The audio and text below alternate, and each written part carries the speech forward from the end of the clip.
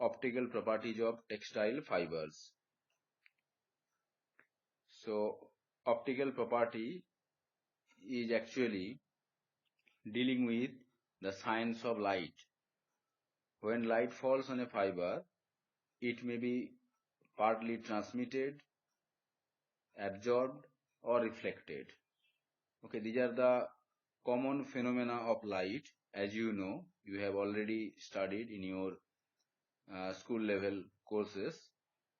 So we shall apply these three phenomena of light: transmission, absorption, and reflection, to investigate the structure of fiber. Basically, the phenomena of light determines the visual appearance of the fiber. This is the important aspect of textile material for obtaining the aesthetic appeal of our textile garment. The optical properties of the fiber are also a useful source of information about the structure of fiber, which we shall learn from this lecture. The orientation of the polymer molecules inside the fiber structure can be estimated by the optical properties of the fiber. So that can be investigated by measuring the difference in refractive index of the fiber in various directions and absorption of light polarized in different direction relative to the fiber axis. So rigorous analysis of the optical properties of the fiber is very complex. So the science of investigation of structural properties of the fiber by the theory of light is still going on and developing. So it is of great importance in studies of fiber structure. So refractive index, it is a very common term in the science of light. It is defined as the ratio of the velocity of light in vacuum to the velocity of the light in the material itself. When the light rays travel from one medium to another medium, they are refracted or bend or diverge. Then the refractive index is defined by the ratio of sine of angle of incidence to the sine of angle of refraction. So these are the two definitions of refractive index.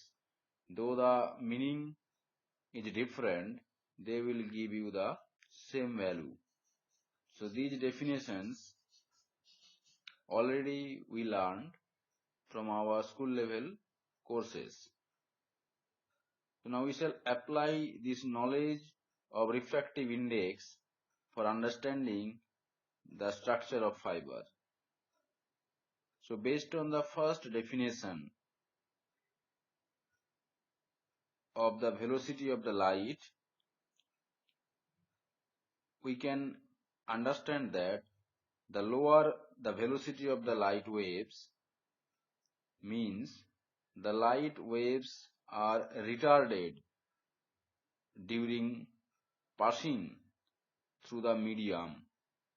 Okay, in that case, the medium will show a high refractive index. That means lower the velocity of the light in a medium, higher will be its refractive index. So therefore, the refractive index of a material depends on the temperature of the material and the wavelength of the light being transmitted.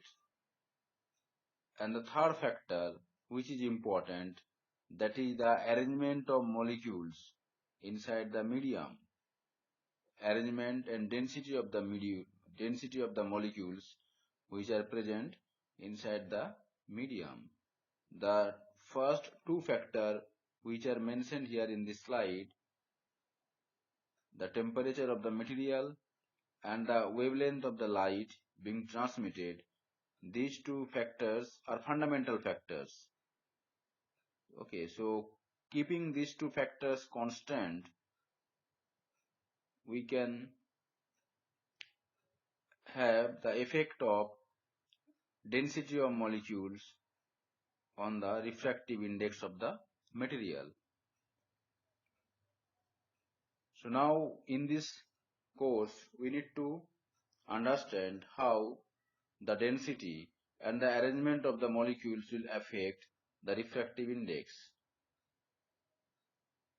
The last point, the usual standard conditions of measurement of refractive index, which is noted by small n, involve the use of monochromatic sodium light with a wavelength of 589 nanometer at 20 degrees centigrade.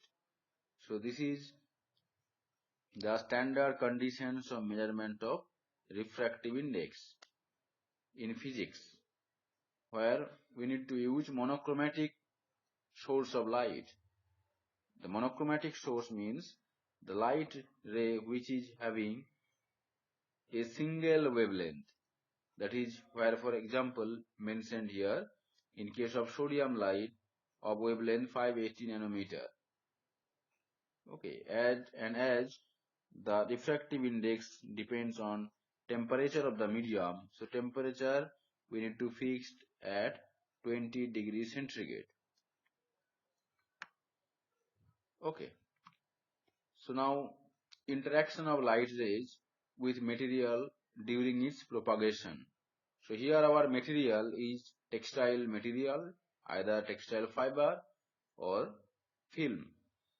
The light is composed of electromagnetic waves, as you know, and change in velocity of light is associated with the electric polarization that occurs under the influence of the electric field. So as soon as the light ray as electromagnetic wave is propagating through a material, the molecules which are present inside the material, they are polarized electrically. Okay, that method of polarization we need to understand here. The frequency of the wave is very high. The frequency of the light wave is very high. So the polarization of the electron distributions around the nuclei or atom is possible only. As a result, the relative displacement of the positive and negative charges occur. The positive and negative charges, for example, holes and electrons which are present in the nuclei, around the nuclei of an atom, they are actually polarized, and relative displacement of that positive and negative charge has been happened. The outer electrons which are taking part in covalent bonds are mainly affected. The covalent bonds which are present inside the material, they are actually affected by the light rays, as the light ray is having very high frequency. It is therefore possible to assign polarizability to each chemical bond which are present inside the material. The polarizability also influenced by other atoms which are present nearby the chemical bonds. So that mechanism is discussed here by these three figures A, B and C. In the figure A, which is showing the schematic representation of the electron distribution around a pair of atoms. Okay, these are the atoms and the black dots are the nucleus of the atom. Okay, and the elliptical space is showing the distribution of the valence electron. So this is the normal distribution of the valence electron around this molecule or a chemical bond. as soon as electric field is applied and the direction of the electric field is in this way, then the polarization occurs. The positive charge will accumulate at the right hand side and the negative charge will accumulate, the positive charge will accumulate the left hand side and the negative charge will accumulate in the right hand side. Similarly, in case of C, if the electric field is applied in the vertically upward direction, then the positive charge will accumulate in the upward direction and the negative charge will accumulate in the downward direction. So in this way, there will be the shifting of the positive and negative charges, and this particular phenomena is called as polarization, and the polarization occurs when the light ray as electromagnetic waves is propagating through a medium and the light ray when are interacting with the molecules and various chemical bonds which are present in the medium. The polarizability is greatest when the field is directed along the line joining the atoms. Okay, so that means in this case, the light rays are interacting more frequently during propagation through the medium. In case of isotropic material means when the distribution of the molecules or the bonds are equal in every direction of the material. In that case, the refractive index is same in all directions. Otherwise, in case of anisotropic material, okay, for example, textile fiber, where the molecules are arranged parallelly along with the fiber axis, then in that case you may have higher refractive index along with the direction of the fiber axis and lower refractive index along with the direction of the cross-sectional direction or diameter direction. Then the refractive index can be calculated from an appropriate summation of the polarizabilities of each bond in the molecule. Okay, so refractive index should be calculated by appropriate summation of all polarizability of each bond in the molecule.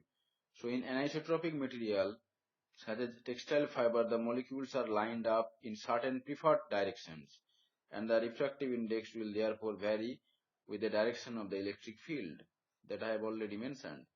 Refractive index is greatest in anisotropic material when the field is parallel to the axis of the molecule. Now, if this is a fiber, fiber which is represented as a cylindrical shape, and if this is the direction of the fiber axis vertically upward, so then the molecules which are present inside the fiber, they are preferentially oriented along with the fiber axis or vertically upward. So in this direction you may have higher refractive index than that of the diametric directions or in this direction. Okay, these are the diametric refractive index which are measured in diametric direction. Okay, now based on this concept, one can measure the refractive index in parallel for the light polarized parallel to the fiber axis, that is vertically upward direction in parallel, and in perpendicular for light polarized perpendicular to the fiber axis, that is the diametric direction in perpendicular. Now in perpendicular maybe this one, okay, or maybe this one in perpendicular. Okay, now the in perpendicular directions may be two orthogonal direction. Okay, the angle between these two in perpendicular direction is 90 degree, like x, y and Z axis. Okay, both three axes are orthogonal axes. The angle between these axes are exactly 90 degree. Now in that case, the refractive index of an isotropic material will be equal to average of these three refractive indexes. That is, n isotropic equal to 1/3 of n parallel plus 2 into n perpendicular, because it is assumed that the refractive index of two orthogonal diametric directions are equal. In case of anisotropic material, the difference between n parallel minus n perpendicular, that is, the difference of principal refractive indexes, is known as the birefringence of the fiber. So this is the definition of the birefringence of fiber. This is the difference between the refractive index which is measured in the direction parallel to the fiber axis to the refractive index measured in the direction to the perpendicular of the fiber axis. The magnitude of the birefringence depends on the degree of molecular orientation and on the characteristics of the chemical bonds which are present in the molecule, that is, their bond polarizability. So these are the two factors on which the magnitude of birefringence depends. Okay, that means if the difference between the n parallel to n perpendicular is higher, then one can assume that the fibers are having high molecular orientation along with the fiber axis. But there is a second parameter which also we need to consider, that is the characteristics of the chemical bonds which are present inside the molecule. We should not ignore that also. Now, for measuring the birefringence, we need to measure the values of two refractive indexes. One of the simplest method is proposed in literature, that is by immersing the fiber in an immersion fluid that match the refractive index of the fiber exactly, so that as soon as the fiber is dipped into the immersion solution, the fiber become invisible from a particular direction. Now this method is very tedious method, and it is very difficult sometimes to find the suitable matching fluid, okay, where the refractive index of the fluid and the fiber exactly will match. And most of the time such kind of fluids are very toxic and objectionable for laboratory use. So this method is not so practicable.